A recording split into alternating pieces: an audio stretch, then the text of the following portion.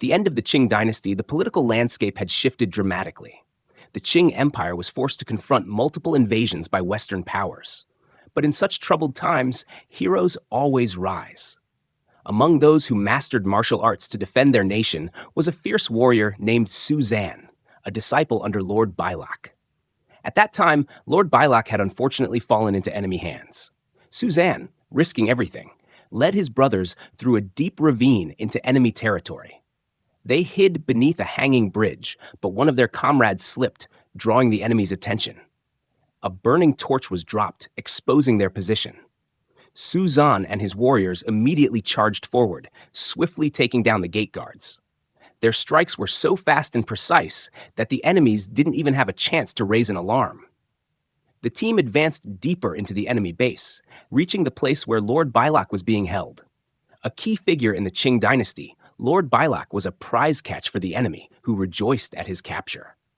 Just as the executioner's blade was about to fall, Suzan burst onto the scene, his sword slicing cleanly through the executioner's technique and cutting Lord Bylak free. Together, Suzan and Lord Bylak fought side by side, cutting down many foes.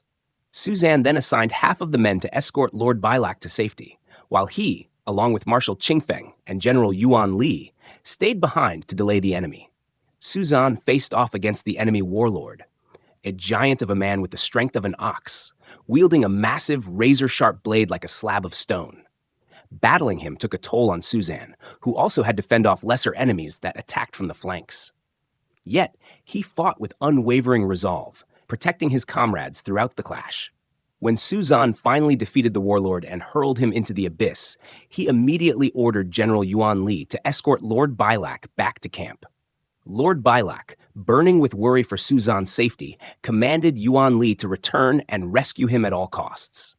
Yuan Li, however, was visibly discontent. Just then, outside the camp, the soldiers erupted in cheers. General Suzan had returned, carrying Marshal Qingfeng on his back. He reported to Lord Bylak, who declared, "Suzan has saved my life. I will petition His Majesty to appoint him governor of Hubei." Yet Suzan humbly declined the honor, requesting that the position be granted to his brother-in-law, General Yuan Li, instead. Lord Bylak remarked that Yuan Li was too reckless by nature and unfit for high office. Yuan Li, standing nearby, heard every word, and resentment grew within him. That night, the soldiers held a grand feast to celebrate their victory. Suzan gifted his treasured sword to Marshal Qingfeng, praising his bravery. Yuan Li, sulking, refused to join the festivities. In response, Suzan personally brought wine to toast with his brother-in-law. Although Yuan Li's words dripped with jealousy and bitterness, Suzan remained courteous and calm. He had no desire to compete for fame or power with family. Moreover, now that the war was over, he planned to retire from the army, return home, and build a life with his wife, Little Ying, opening a martial arts school of his own. Hearing this, Yuan Li finally agreed to reconcile. At dawn the next day, while his comrades still slept, Suzan rode off toward his hometown. 5 years later, he and Little Ying had a healthy son named Fenger. While she taught the boy morals and manners, Suzan trained in martial arts beside them. Their little family thrived in happiness at the Su family estate. One day, Suzan's father, Old Master Su, brought news. Yuan Li was coming to visit. Once Little Ying left the room, he voiced his worry that Yuan Li might be returning for revenge. Years ago, Old Master Su had killed Yuan Li's father, who had mastered a dark martial art known as the Five Venom Arts, becoming a demonic force. Despite raising Yuan Li and Little Ying as his own children, Old Master Su feared that Yuan Li's hatred had never died. But Suzan refused to believe his brother-in-law would betray them. The next day, Yuan Li returned in a grand sedan, now a powerful official. The Su estate celebrated with lion dances and firecrackers, inviting neighbors to join the festivities. However, Yuan Li entered through the back gate. His pale, almost ghostly appearance frightened little Fenger. When Old Master Su saw Yuan Li arrive first, leading armed soldiers and sealing all exits, he realized his fears had come true. He knelt, begging Yuan Li to take only his life and spare Suzan's family. He explained that Yuan Li's father had become a monster, harming countless innocents with his dark arts, and had to be stopped. But Yuan Li refused to hear reason. He had resurrected the Five Venom Arts, training his body by injecting himself with the poisons of venomous creatures, absorbing their toxins as sustenance.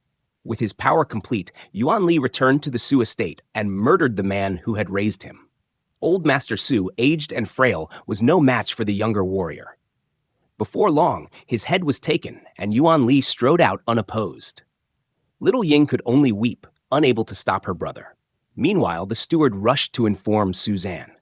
Upon hearing the news, Suzanne panicked and sprinted home, but found his entire household slaughtered. His father's mutilated body lay lifeless, and Yuan Li's assassins weren't done.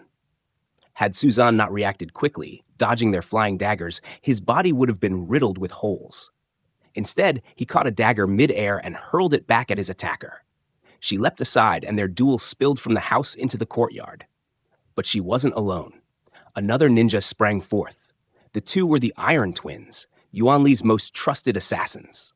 When they failed to take Suzanne down, they fled on horseback, baiting him into pursuit, all the way to Yuan Li's stronghold at the river's upper stream. There, holding Old Master Su's severed head in one hand and a memorial tablet in the other, Yuan Li performed a twisted ritual. Little Ying could only shield her son's eyes from the horror. Yuan Li, without mercy, forced his nephew to bow and offer incense to honor the vengeance of his family's slayer. At that exact moment, Titan arrived, and Xiao Ying immediately threw away the incense stick from her child's hand. Titan was furious. He couldn't understand how Vian Liet could be so cruel.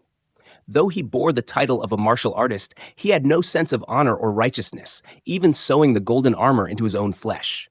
Now, he was immune to blades and weapons. Titan's sword could not pierce Vian Liet's body. Even his powerful martial arts, strong enough to shatter stones and kick Vian Liet flying, could not defeat him.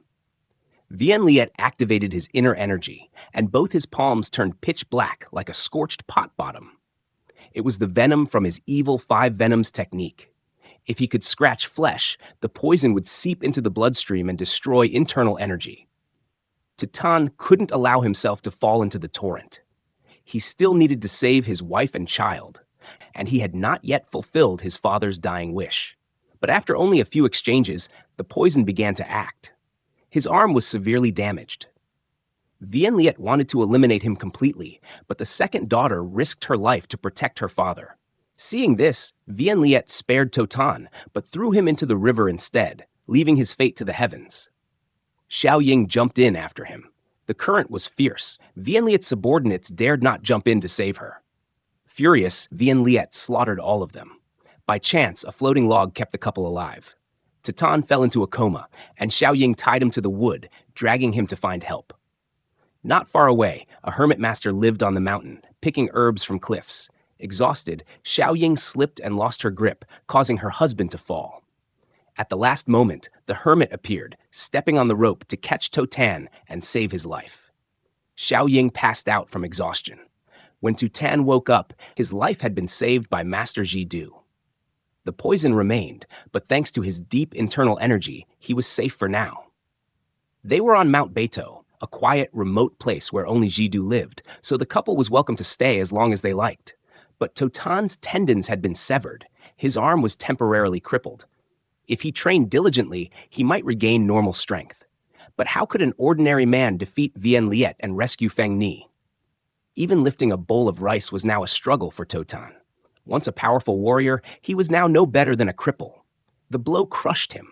He collapsed into despair, withdrew, and lost his will to live. Xiao Ying was helpless. Her husband had 2 enemies to overcome, her own older brother and his own broken spirit. Days turned into months. Xiao Ying brewed wine for Master Du in exchange for shelter.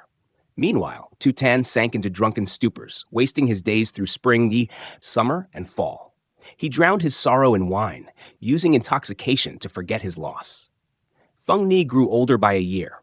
Not a day passed that the boy didn't miss his mother, while his father drifted further from life. A venomous snake slithered onto his body, ready to bite. Titan didn't care.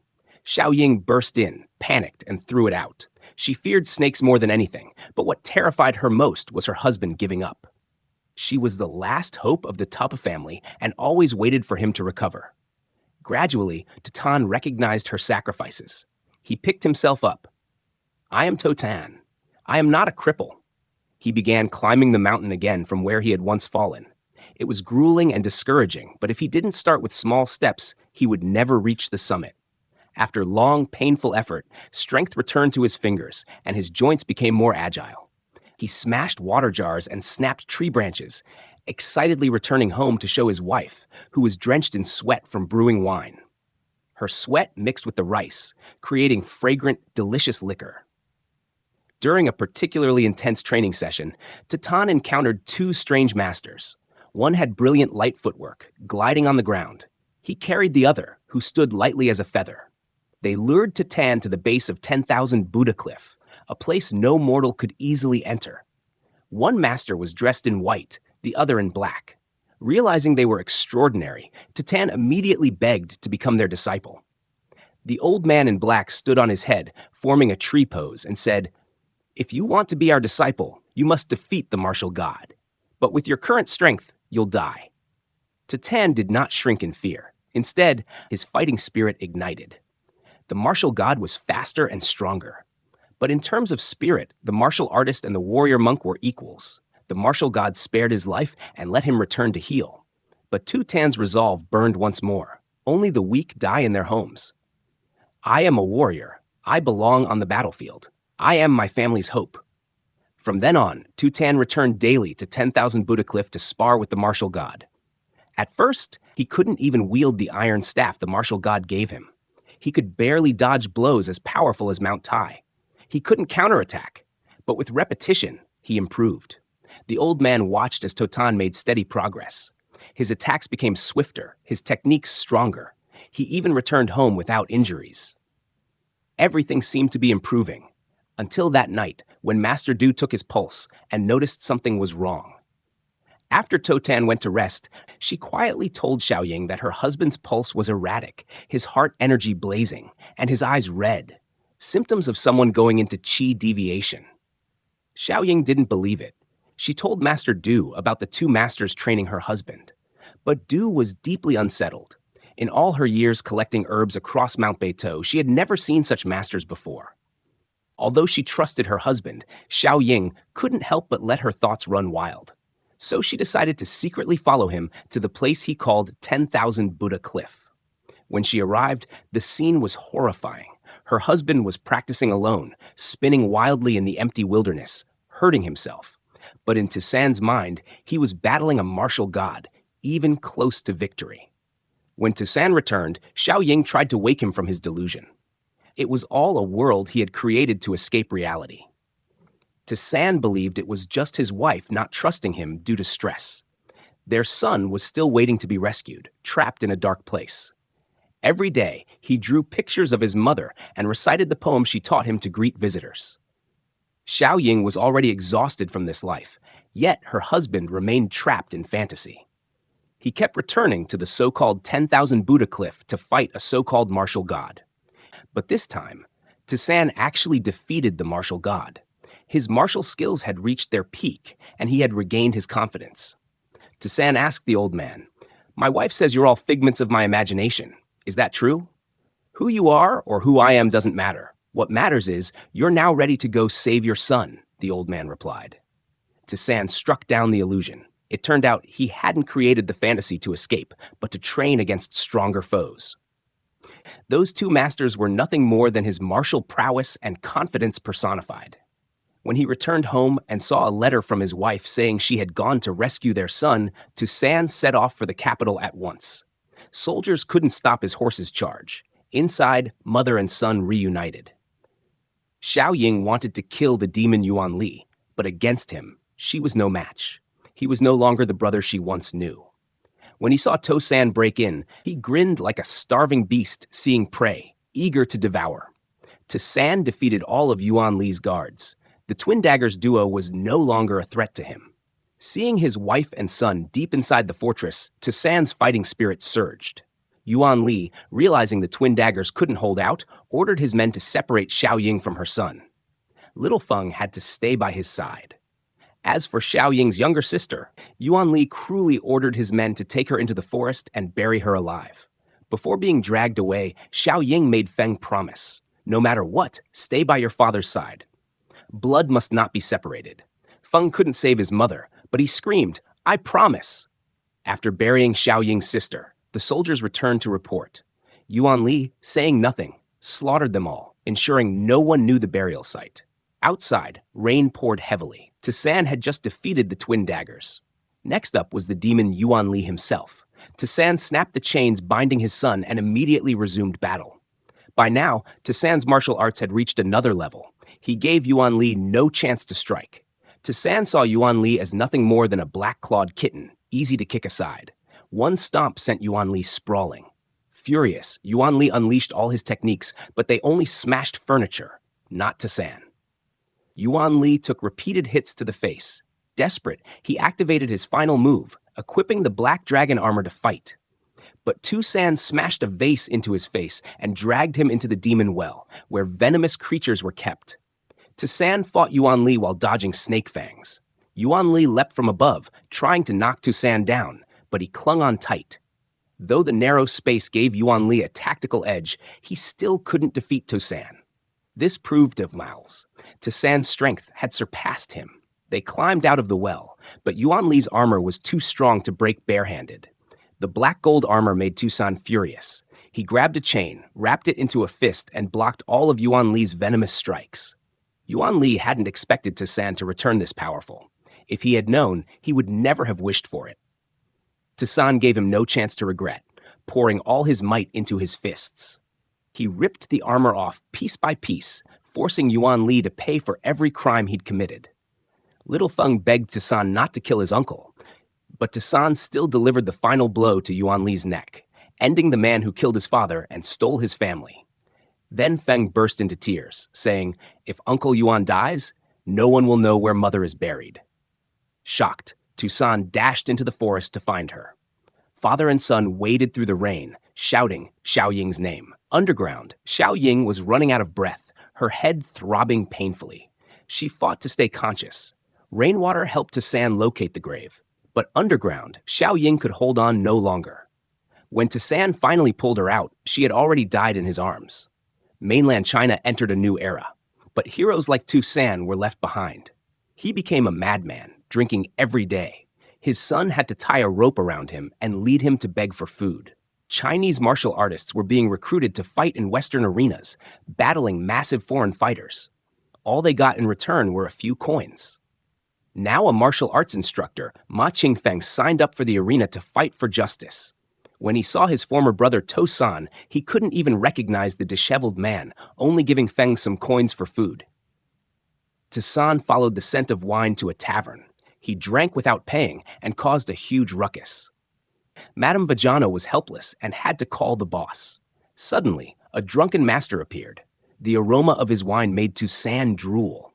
But no matter how hard he tried, he couldn't snatch the bottle. This drunkard's footwork and technique far surpassed Toussaint's. Stunned, he exclaimed, "Amazing technique." This man, seemingly aware of Toussaint's past, began to advise him, "Forget the past. Heart and fist must become one. Neither truly winning nor truly losing. A good punch is the one no one can predict." Toussaint seemed to understand this. His martial spirit reignited. He began imitating the techniques of a drunken brawler, turning that into his new fighting style. The tavern owner, thinking he was just a drunkard freeloading drinks, summoned a local enforcer. Unexpectedly, the enforcer respectfully addressed him as General.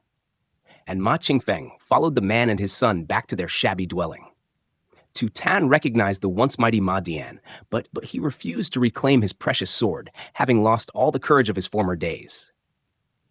"Back then, you taught me that this sword belonged only to a true gentleman. So where is that gentleman now?" he asked bitterly. "He died with Xiao Ying," Ma Qingfeng replied with disappointment, returning the sword to Toussaint. Toussaint asked him for a favor, to take care of Feng Yi, to ensure the boy had food and clothing. Feng Yi didn't want to leave his father. He feared that once he left, no one would be there to care for his dad. But Toussaint, with a heavy heart, pushed his son away and shut the door. Ma Qingfeng resolved to raise Feng Yi into a real man. Yet Feng Yi refused to accept a foster father. He thanked Ma Qingfeng and begged to stay with his real dad. That night, Toussaint woke to find a letter from his son. "I promised Mom I would never leave you. Blood ties cannot be broken." Moved by his son's devotion, Tan embraced him tightly. The next day, the father and son went to the tournament to support Ma Qingfeng. Tan returned the sword to him. The Western soldiers guarding the entrance blocked them, mistaking them for beggars because of their ragged appearance. Ma Qingfeng, hearing this, took off his cloak and wrapped it around his general. Inside the arena, a Chinese master was already being beaten to a pulp by a Western fighter. They weren't just aiming to win, they wanted to kill. When Ma Qingfeng stepped onto the platform, his reputation as the district's top fighter stirred the crowd. His opponent, a Western brute with bulging muscles and six-pack abs, seemed unstoppable. Ma Qingfeng's attacks were like tickles to the Westerner. But when the brute struck back, his blows were lethal, forcing Ma Qingfeng to cough up blood.